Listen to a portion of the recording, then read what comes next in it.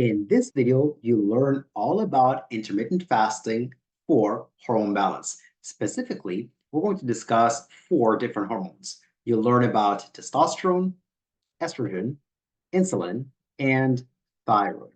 But before we jump in, who am I? My name is Igor. I'm the author of the Amazon best-selling book, The No BS Guide to Intermittent Fasting for Women. As well, I've been a personal trainer since 2006, and since 2013, I've started training other personal trainers in my methodology by speaking at various different personal training conferences.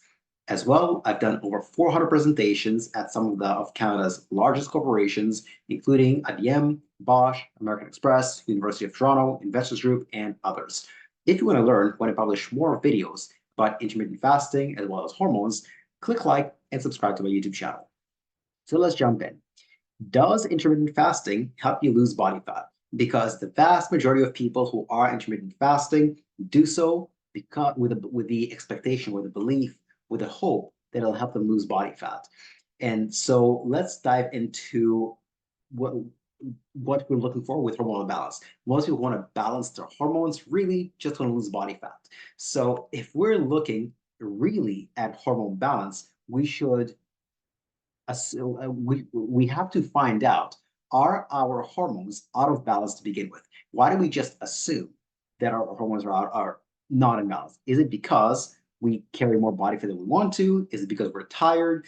Or do we have some objective evidence to say our hormones are indeed out of balance? So don't assume, but rather get tested. Test the different hormones.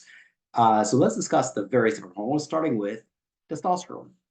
So as it stands right now, there are only 4 studies on how intermittent fasting affects testosterone levels in both men and women. However, these studies are done in lean, healthy, young men. This is at the time of this recording. There are no other studies in people. And here are the results. The testosterone in men, both total testosterone and free testosterone, both of them actually drop as a result of intermittent fasting.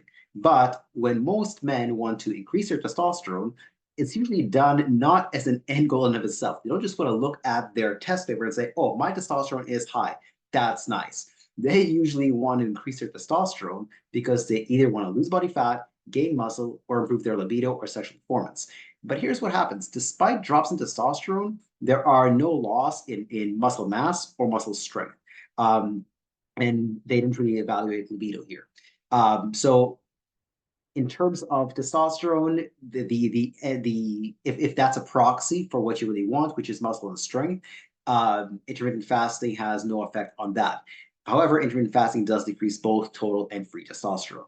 Next, let's look at this very large study or systematic review titled Effect of Intermittent Fasting on Reproductive Hormone Levels in Females and Males. Here were the results.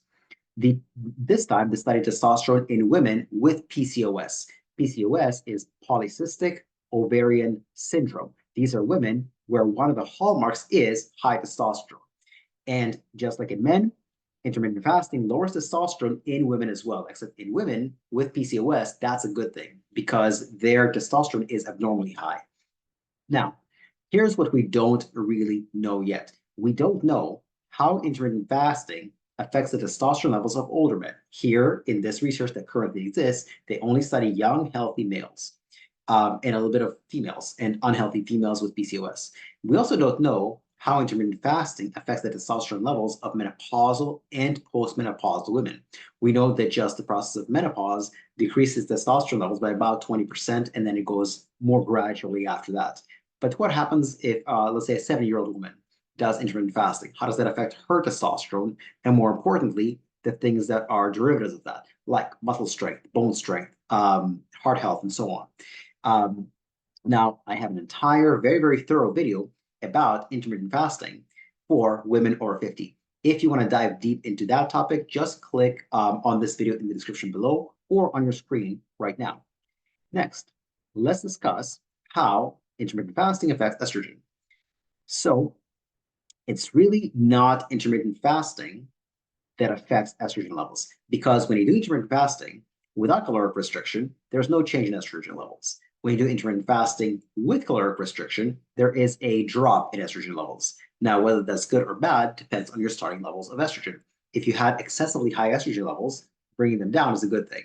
If you have normal estrogen levels, bringing those down is not a good thing. Just like the body's kind of like Goldilocks. It doesn't like too little of anything or too much of anything. It likes just the right amount. So same thing in terms of how you use intermittent fasting. If you're just using it as a logistical choice and not a nutritional one without caloric restriction, it will have no effect. If you are using it with caloric restriction, it will have a drop in estrogen levels. Next, let's talk about how it affects insulin. And first, we should differentiate between how it affects insulin in diabetics versus non-diabetics. And here's a study titled Differential Effects of Alternate Day Fasting versus Daily Calorie Restriction on Insulin Resistance. Here is what they did in this study. They divided people into two different groups, and group number one did alternate day fasting for 1 year. What they did was they alternated 1 day of eating only 25% of their required calories and 1 day of eating 125% of their required calories for a net drop of about 25% per day on average. But again, it varied largely day to day. That was group number one. Group number two ate the same number of weekly calories as group number one. However, they had the same drop every day, a same 25% drop daily, as opposed to alternating fasting days and non-fasting days. And here's what happened. Here were the results. The amount of weight lost between both groups was identical. However, despite the calories being identical between both groups, the fasting insulin was actually quite different. Group number one, their insulin levels dropped by 52%. Group number two, they dropped by 14%. And again, I want to emphasize this is in diabetics. In diabetics, this is a very, very, very good effect. There are other things that achieve a similar effect, like exercise. Exercise drops insulin levels comparably to this. Ginger, the supplement, drops insulin levels close to this. But as far as diet is concerned, even with the same calories, intermittent fasting has a very favorable effect on fasting insulin levels. Now, what about in non-diabetics? Well, here's a study titled The Effect of Intermittent Energy and Carbohydrate Restriction versus Daily Energy Restriction on Weight Loss and Metabolic Disease Risk Markers in Overweight Women. And I want to emphasize overweight, but not diabetic.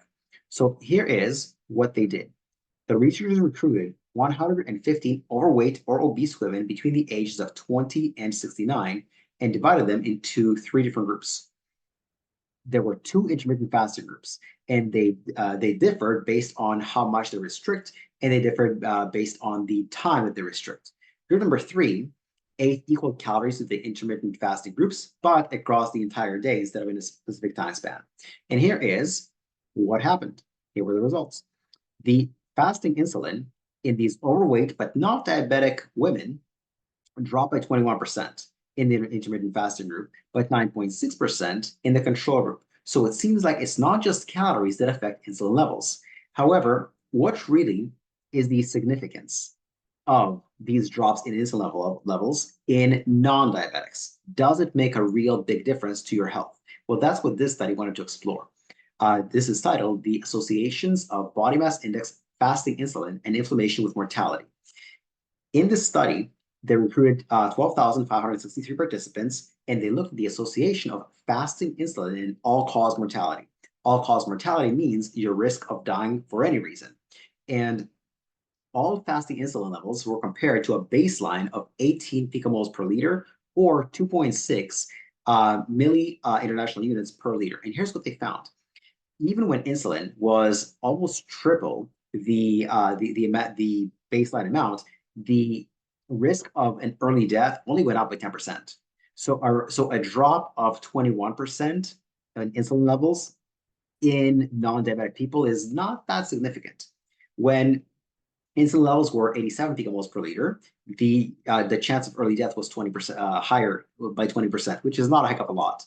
It didn't become significant until about 51%, and at 295 picomoles per liter, the chance of early death increased by 107%. So it really doesn't become significant until the fasting insulin levels are basically 10 times that of a non-diabetic person. So a drop of insulin of 21% in non-diabetics doesn't make a heck of a big difference to your overall health. the biggest impacts on your overall health are just exercise. Do you do it 3 or more days per week? Nutrition, do you eat the right number of calories, and are they mostly unprocessed calories? And sleep. That's pretty much it.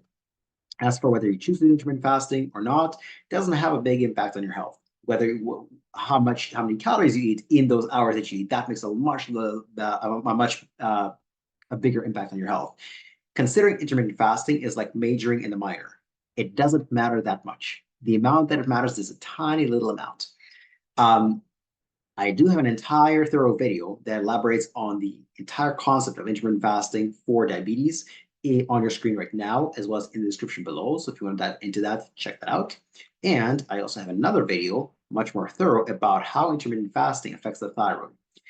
There's some very preliminary research on women doing intermittent fasting during Ramadan.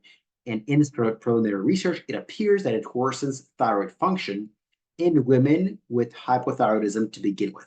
This is not in healthy women. This is in women with hypothyroidism. I elaborate on this in way more detail in this video about intermittent fasting for thyroid patients. So if you want to dive into that, either click on the link in the description below or on your screen right now.